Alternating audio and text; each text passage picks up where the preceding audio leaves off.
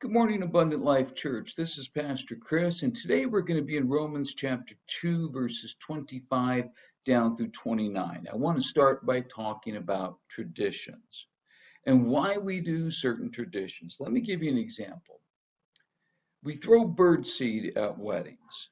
Why do we do that? Now, some of you will say, well, we stopped throwing rice because rice isn't good for the birds. They'll come up and they'll eat it and then it'll explode in their stomachs, which, by the way, is absolutely not true.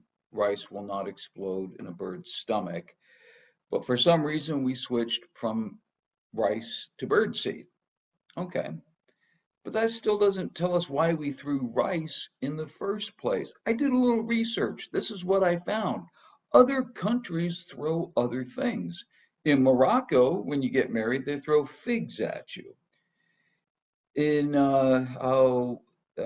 Italy, they throw sugar-coated nuts.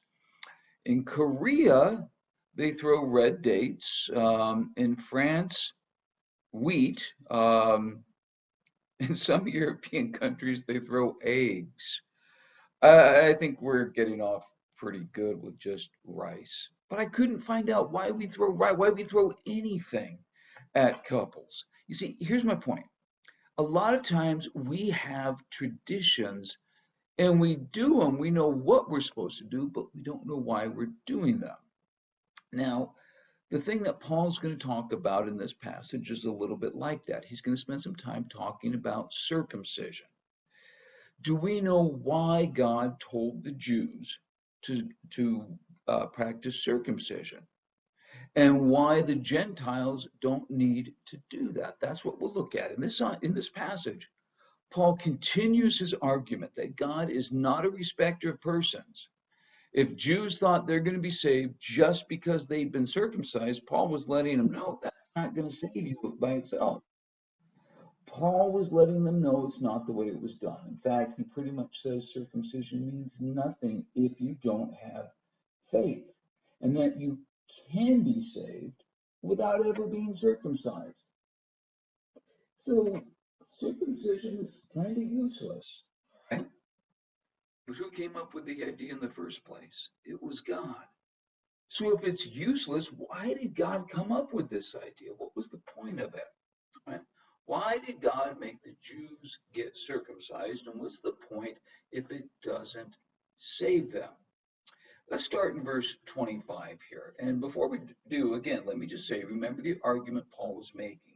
He was saying that just being circumcised on its own is not enough to save a person. It takes more than that. It takes faith to be right with God. Verse 25. Circumcision has value if you observe the law. But if you break the law, you have become as though you have not been circumcised. Now, Paul returns to his straw man argument. He says, if we have this Jew here, that's his straw man. If we have a Jew who thinks he's going to be saved just because he's a Jew, he's one of the circumcision. And he thinks, I don't actually need to worry about anything else. I don't need to worry about keeping the law because I've been circumcised. I don't need to worry about being a good person. Jews are automatically saved because we're born into the right nationality and we're circumcised. Verse 26. So then, if those who are not circumcised keep the law's requirements, will they not be regarded as though they were circumcised? All right. Now remember, this was a time when Jews thought there's not going to be any Gentiles in heaven. There's going to be no Jews in hell, no Gentiles in heaven. But Paul says that's not how it works. If you have a Gentile, he's not circumcised. He doesn't have the law, but he naturally has a good heart, and he does all the things of the law just because he has a good heart. Guess what? That person's going to be saved even if they are not circumcised. If a Jew who is circumcised has a bad heart, he's not going to be saved. There's more to this than just what family you were born into. In our country right now, we're going through an election.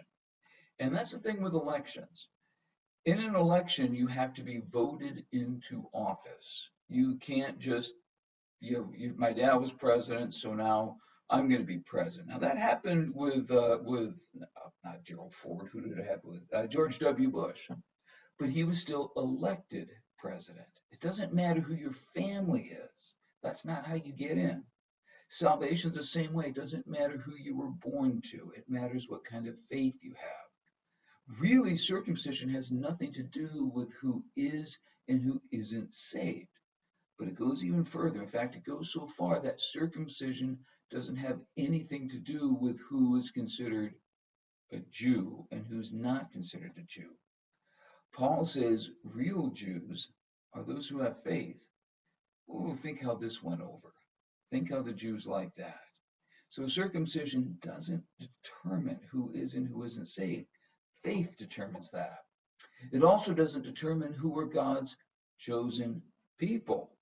Well, the chosen people, that's the Jews, right? It's those who have faith.